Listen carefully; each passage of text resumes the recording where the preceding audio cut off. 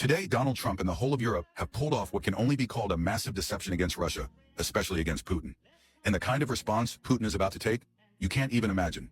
So what's the scenario? Let me show you. Today, NATO's chief himself landed in Ukraine. Yes, the NATO chief. And this is the same NATO that Russia had warned about.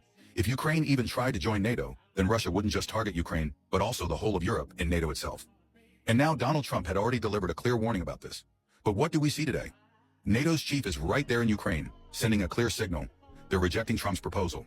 The deal is basically done. Ukraine will move toward NATO membership. And this is the ultimate red line.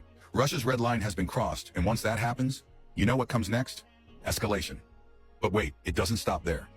Russia had nearly $300 billion sitting inside Europe. And what did they do? They froze it. Then they took 9 billion euros straight out of those frozen assets and handed it over to Zelensky, saying, here, take this as a loan. Did they give money from their own banks? No. They literally grabbed Russia's money and handed it to Ukraine and then said, just return it later. Can you believe this? Russia's money being used against Russia itself. Open robbery. And Russia has already declared it. This is theft in plain sight. Now NATO's chief openly meeting Zelensky, shaking hands, making promises, weapons, support, full backing, which means one thing. Ukraine is being pulled into NATO step by step. But if Ukraine actually enters NATO, Russia's nuclear weapons will be activated. And if that happens, Europe better be ready for destruction.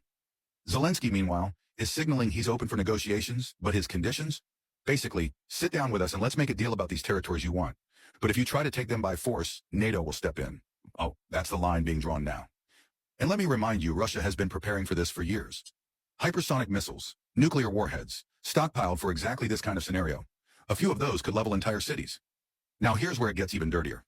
The West is using Russia's frozen assets not just to fund Ukraine, but to feed the entire military-industrial complex.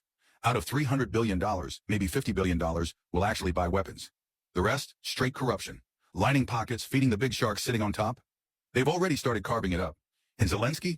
He's just a front man. They'll use him as long as he's useful and then dump him. And when the money trail is exposed, they'll blame him, not themselves. This isn't just about Ukraine. Look around, rumors of regime change in India, pressure on China, sanctions on Iran, all tied into the same global chessboard.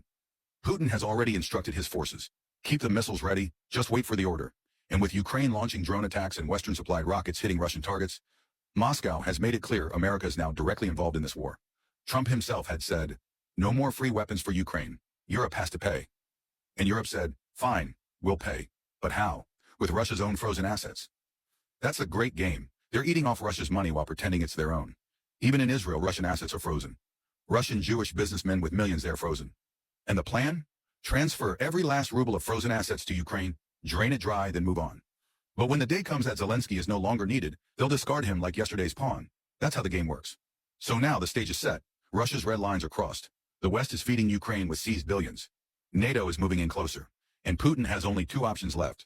Either secure the 20% of Ukrainian territory he demanded or unleash the storm.